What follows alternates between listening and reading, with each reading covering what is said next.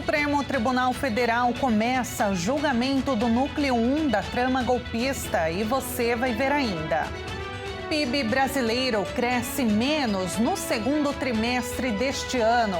E ainda, governo faz consulta e estuda alterar velocidade máxima de vias brasileiras. Essas e outras notícias você confere agora no Redação Hit. Olá, bom dia. Agora é 11h30 pelo horário de Brasília. Uma ótima terça-feira para você que decidiu ficar bem informado no Redação Hit, primeira edição do dia. Vamos agora aos destaques desta terça-feira, dia 2 de setembro.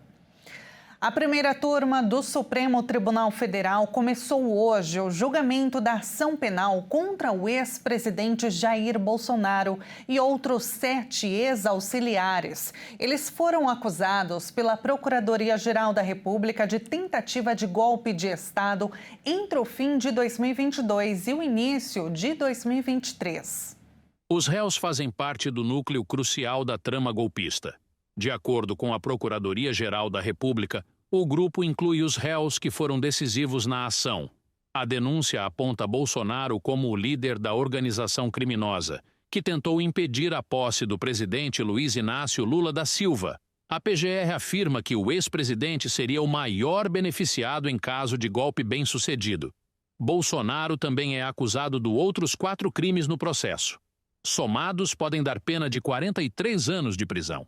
Além de Bolsonaro, compõem o chamado núcleo crucial o deputado federal Alexandre Ramagem, ex-diretor-geral da Agência Brasileira de Inteligência, o almirante Almir Garnier Santos, ex-comandante da Marinha Anderson Torres, ex-ministro da Justiça, o general da Reserva Augusto Heleno, ex-ministro do Gabinete de Segurança Institucional, o tenente-coronel Mauro Cid, ex-ajudante de ordens de Bolsonaro, o general Paulo Sérgio Nogueira, ex-ministro da Defesa, e o também general da Reserva Walter Braga Neto, ex-ministro da Casa Civil e da Defesa.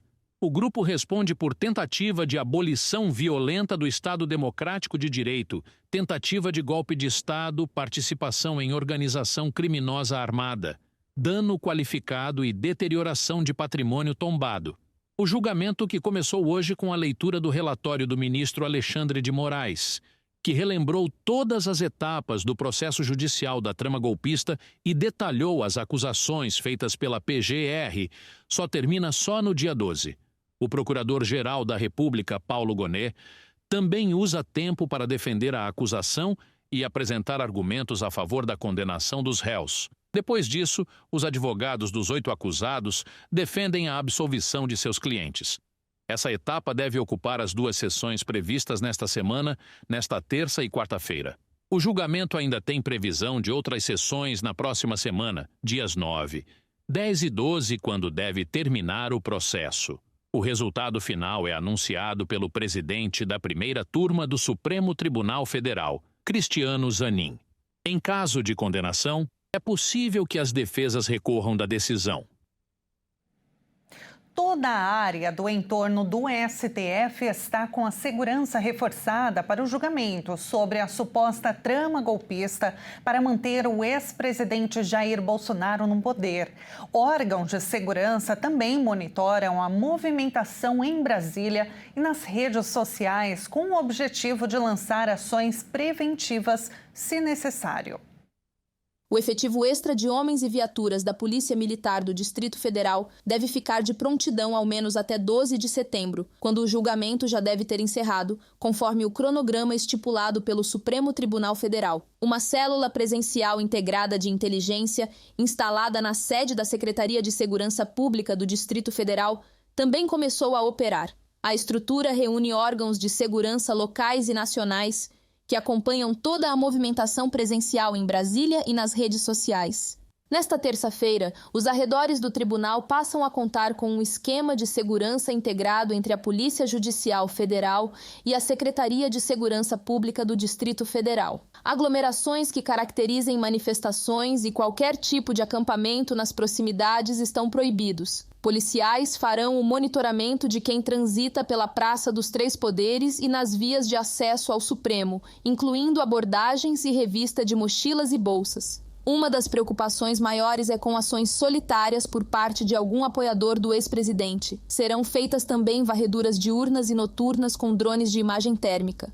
O julgamento deve alterar a rotina da região central de Brasília, uma vez que mais de 3.000 pessoas se inscreveram para acompanhar o julgamento presencialmente em vagas limitadas abertas ao público. Entre jornalistas nacionais e estrangeiros, mais de 500 profissionais pediram credenciamento, mas não estão previstas interdições na esplanada dos ministérios.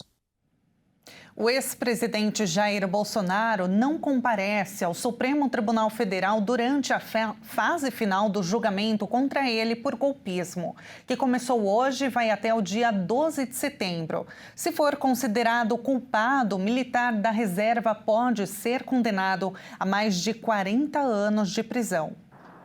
A partir desta terça-feira, o Supremo Tribunal Federal vai decidir sobre a culpa ou inocência do ex-presidente Jair Bolsonaro, acusado de tentativa de golpe de Estado.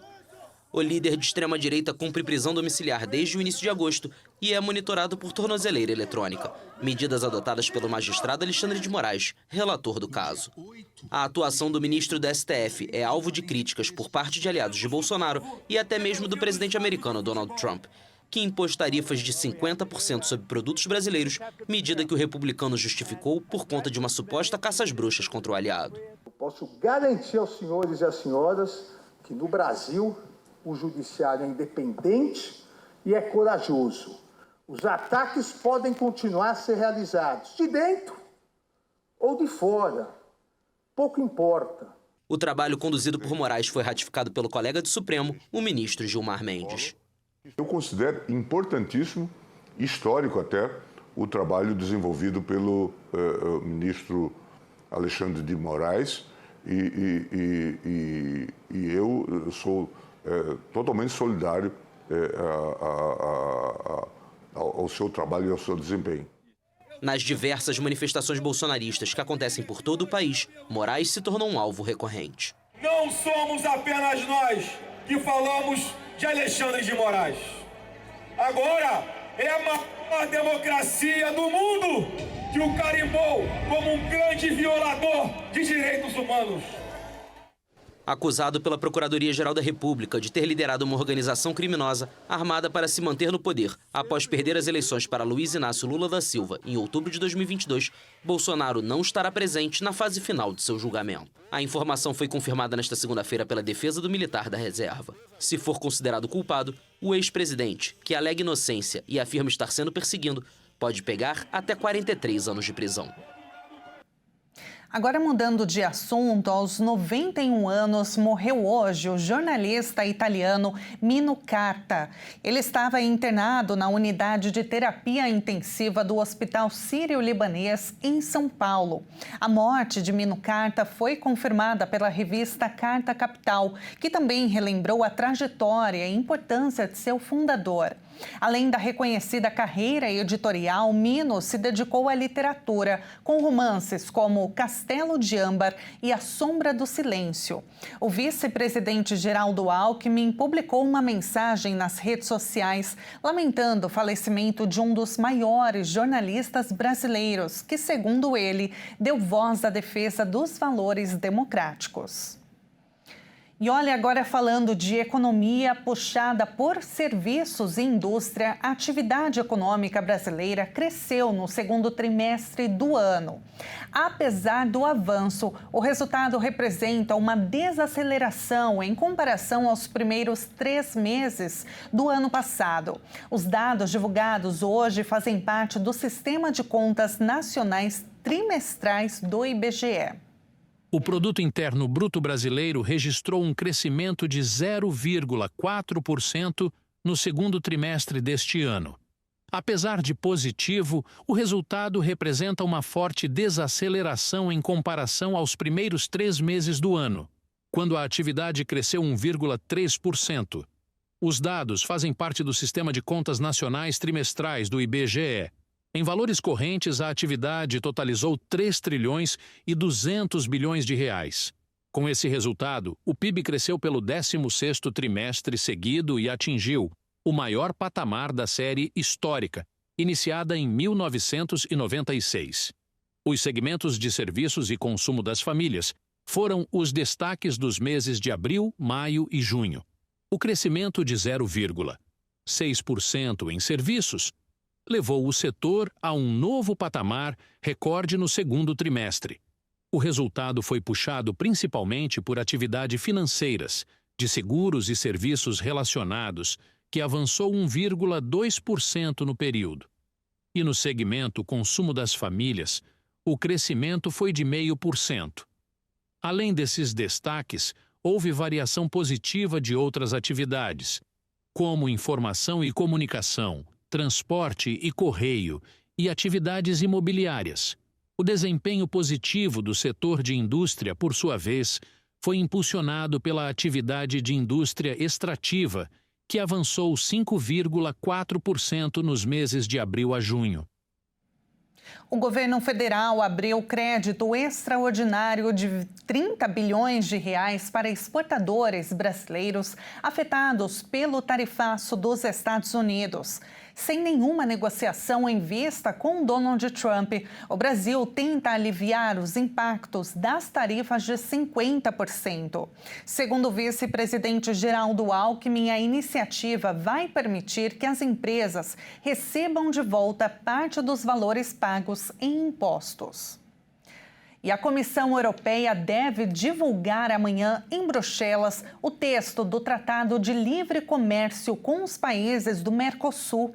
O anúncio acontece sob pressão da França, que teme prejuízos para a sua agricultura.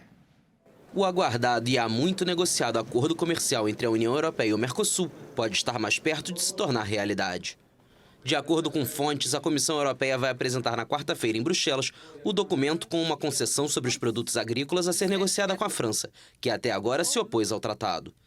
O acordo de livre comércio deve ser aprovado na reunião dos comissários europeus na quarta-feira, primeira etapa formal antes de submetê-lo aos Estados-membros e ao Parlamento Europeu.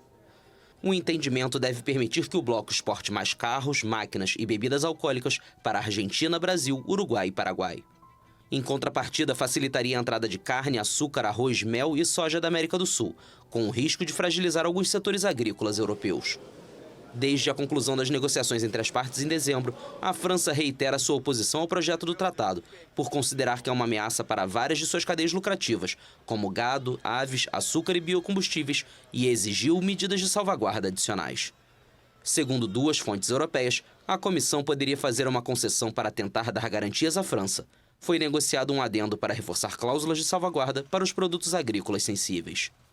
Os 27 Estados-membros da União Europeia devem deliberar e, em seguida, votar sobre esse projeto de texto já finalizado. O Parlamento Europeu deverá se pronunciar por meio de uma votação plenária.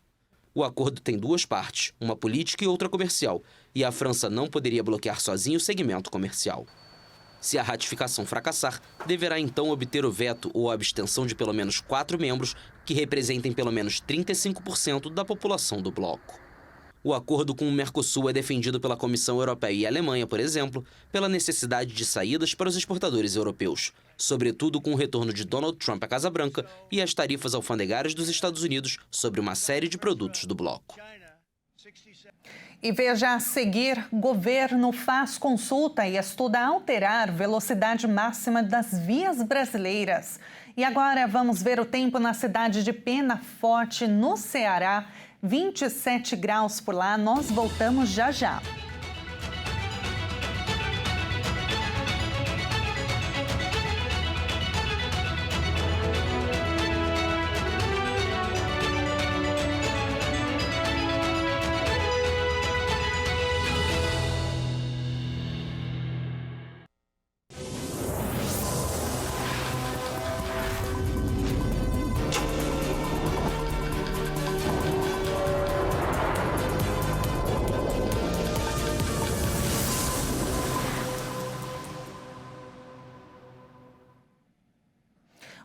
Horas e 46 minutos pelo horário de Brasília. Nós estamos de volta com as principais notícias.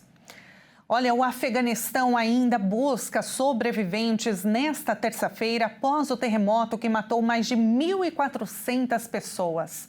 De acordo com o governo talibã, mais de 3.000 ficaram feridas. O Afeganistão enfrenta nesta terça-feira as consequências do forte terremoto que atingiu o país. O governo do Talibã atualizou o balanço para mais de 1.400 mortos e 3.000 feridos, só na província de Kunar, que foi a mais atingida.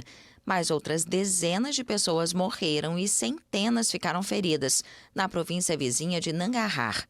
O número de vítimas aumenta constantemente desde o tremor de magnitude 6,0, ocorrido na noite de domingo, devastando áreas remotas em províncias montanhosas, perto da fronteira com o Paquistão.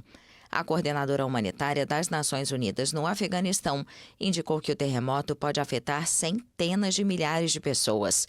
A agência de migração da ONU disse à agência France Presse que algumas das vilas mais afetadas permanecem inacessíveis devido ao bloqueio de estradas. As equipes de resgate procuram desesperadamente por sobreviventes nos escombros das casas destruídas. O epicentro do terremoto foi a cerca de 27 quilômetros de Jalalabad, de acordo com o Serviço Geológico dos Estados Unidos, que afirmou que o terremoto ocorreu a apenas 8 quilômetros abaixo da superfície da Terra. Esses terremotos relativamente superficiais podem causar mais danos, especialmente porque a maioria dos afegãos vive em casas baixas, de tijolos de barro vulneráveis a desabamentos. Após décadas de conflito, o Afeganistão é um dos países mais pobres do mundo.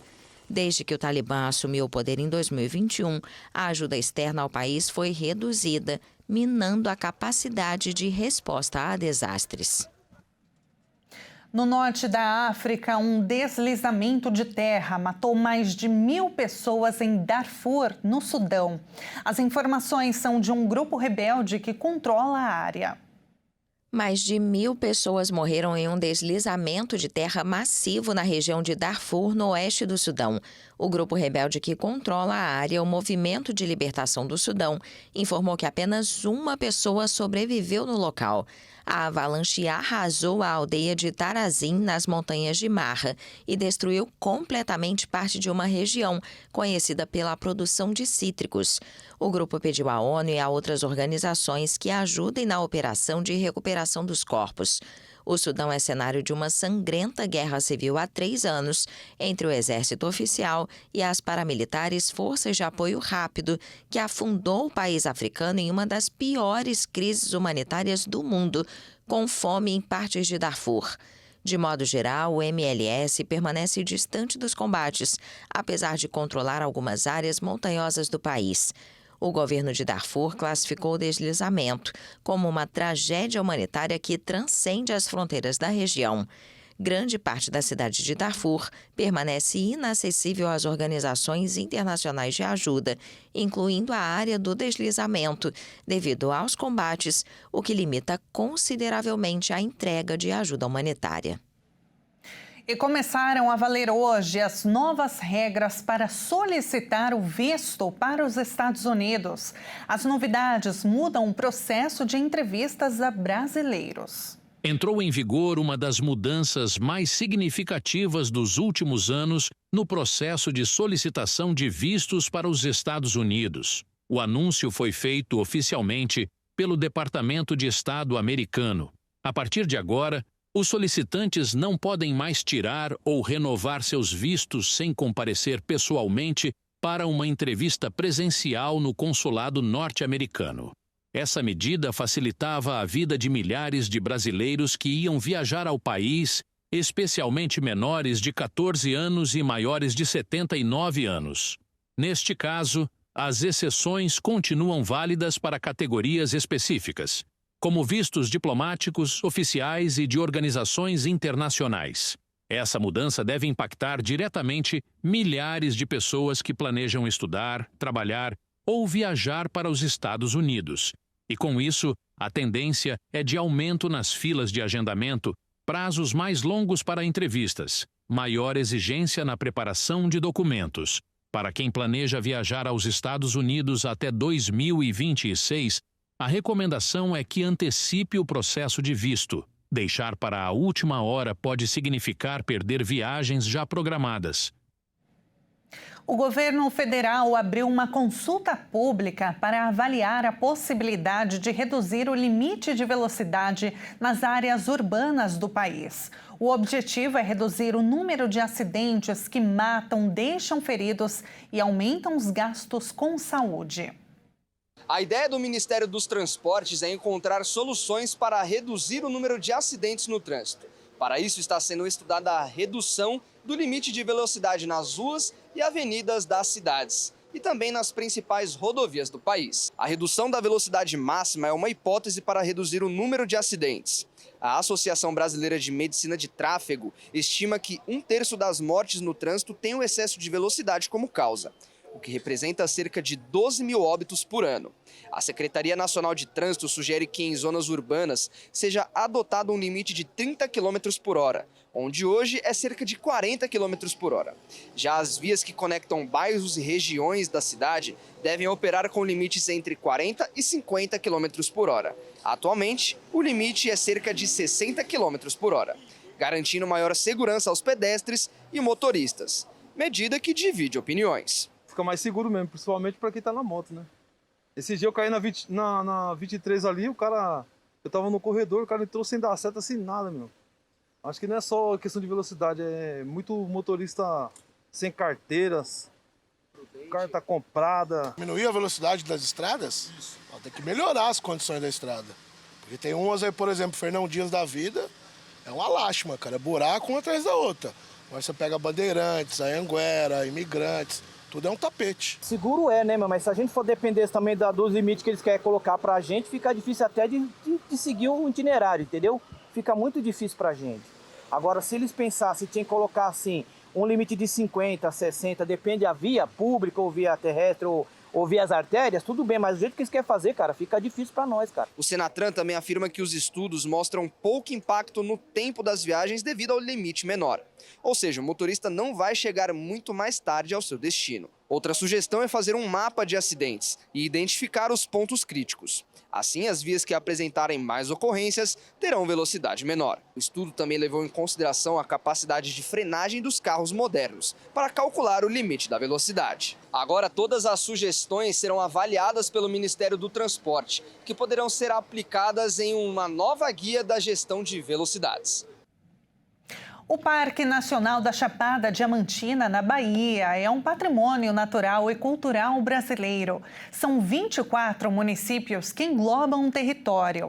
Ontem nós conhecemos um pouquinho de Itaetê e hoje nós vamos para Piritiba. Conhecida pela população acolhedora e agricultura forte, Piritiba oferece uma calma que atrai visitantes de todos os cantos do Brasil. A cidade possui o rio Jacuípe, que corre o ano todo, e várias cachoeiras, como a Véu de Noiva e a Cachoeira do Aníbal. O município foi fundado oficialmente em 1952.